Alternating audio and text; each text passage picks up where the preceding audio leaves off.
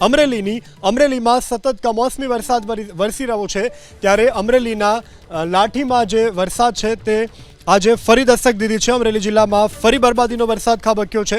અમરેલી જિલ્લાના લાઠી તાલુકામાં વરસાદ, લાઠીના કેરાળા, પીપળિયા, જરખિયા ગામમાં વરસાદ વરસ્યો છે। હરિપર સહિતના ગામોમાં પણ ધોધમાર વરસાદ નોંધાયો છે। કેરાળા ગામની બજારોમાંથી પાણી વહેતા થયા છે। અમરેલી લાઠી હાઈવે પરના ખેતરો પાણીથી તરબોળ છે। અમરેલીના દ્રશ્યો છે। અમરેલીમાં છેલ્લા એક અઠવાડિયા કરતાં વધુ સમયથી કમોસમી વરસાદ સતત વરસી રહ્યો છે ત્યારે આજે લાઠીના કેરાળા, પીપળિયા અને જરખિયામાં વરસાદ વરસ્યો છે। હરિપર સહિતના ગામોમાં પણ ધોધમાર વરસાદ નોંધાયો છે। અનેક નદીઓમાં પૂર આવવાની પણ સ્થિતિનું નિર્માણ થયું છે તો અનેક ખેતરો જળમગ્ન જોવા મળી રહ્યા છે। તો આ પ્રકારની સ્થિતિ દક્ષિણ ગુજરાતના ડાંગ અને વલસાડ જિલ્લાના વાતાવરણમાં આજે પલટો આવ્યો। વલસાડ જિલ્લાના કપરાડા અને ધરમપુરમાં કમોસમી વરસાદ ખાબક્યો છે। કપરાડાના બોર્ડર વિસ્તારના અંધારપાડા, વારણા, મોરખલ સહિતના ગામોમાં વરસાદને લઈ માર્ગો ઉપરથી પાણી વહેતા થયા છે। ધરમપુરના ખડકી, મધુરી, ઉલ્લાસપિંડી ગામોમાં પણ માવઠું પડ્યું છે। વરસાદને લઈ સ્થાનિક નદીઓમાં પાણીની આવક થઈ છે। કમોસમી વરસાદને કારણે કેરી અને લીલા શાકભાજીમાં ભારે નુકસાનની શક્યતા છે।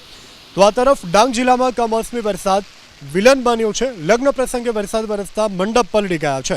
વઘઈ સહિતના આસપાસના ગામોમાં બપોર બાદ કમોસમી વરસાદ વરસ્યો છે। લગ્ન પ્રસંગે કમોસમી વરસાદ વરસતા વઘઈ સહિતના આસપાસના જે લોકો છે તે ચિંતાતુર બન્યા છે। અત્યારે આ સમગ્ર વિસ્તારમાં કમોસમી વરસાદ વધતા ઓછા અંશે નોંધાઈ રહ્યો છે। તો વલસાડના દ્રશ્યો છે, આપ આપની ટીવી સ્ક્રીન ઉપર જોઈ રહ્યા છો। બીજા દ્રશ્યો ડાંગના બતાવી રહ્યા છીએ। દક્ષિણ ગુજરાતના ડાંગ, વલસાડ સહિતના વિસ્તારોમાં આજે માવઠું પડ્યું છે।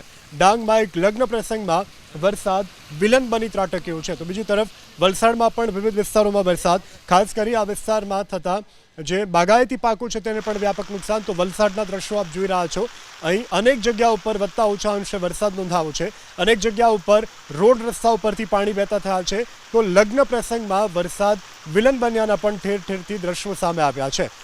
ભર વૈશાખે અષાઢી માહોલ જોવા મળી રહ્યો છે ત્યારે વલસાડમાં આજે મેઘરાજાએ ફરી દસ્તક દીધી, જેને કારણે સામાન્ય જનજીવન ઉપર તેની વ્યાપક અસર પહોંચવા પામી છે।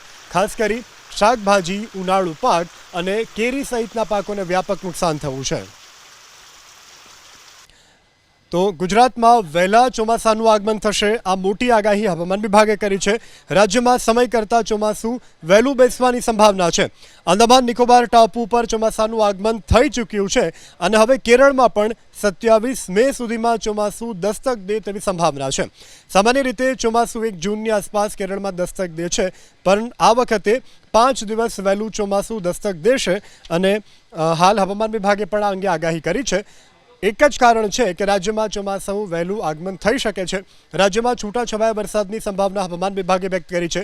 ઉત્તર ગુજરાત અને દક્ષિણ ગુજરાતમાં વરસાદની સંભાવના છે, જ્યારે કે સૌરાષ્ટ્ર અને કચ્છમાં પણ ગાજવીજ અને ભારે પવન સાથે વરસાદની આગાહી કરાઈ છે। ઉત્તર પૂર્વી અરબી સમુદ્રમાં દક્ષિણ ગુજરાત તરફ વરસાદી સિસ્ટમ સક્રિય બની છે। અપર એર સર્ક્યુલેશન સક્રિય થયું હોવાથી વરસાદની સંભાવના છે। રાજ્યના 20 જિલ્લામાં ગાજવીજ સાથે હળવાથી મધ્યમ વરસાદની આગાહી કરાઈ છે। જોકે તેની સાથે રાજ્યમાં તાપમાનમાં વધુ ફેરફાર જોવા મળશે નહીં। અમદાવાદમાં પણ 40 ડિગ્રી આસપાસ તાપમાન રહેવાની શક્યતા છે। यह जो नॉर्दर्न लिमिट ऑफ मानसून है अभी अंडमान सी के ऊपर है, लॉन्ग आइलैंड के ऊपर परसिस्ट कर रहा है। और जो हमारा अरेबियन सी का बात करें तो अभी जो वेदर कंडीशन है वो गुड है। इसमें are favourable for further advancement in the Arabian sea also. अभी जो मानसून ऑनसेट होने का जो पूर्वानुमान दिया गया है केरला में 27 मई तक दिया गया है। इसमें मॉडल एरर ±4 डेज है। अर्ली ऑनसेट का तो अभी पूर्वानुमान दिया गया है।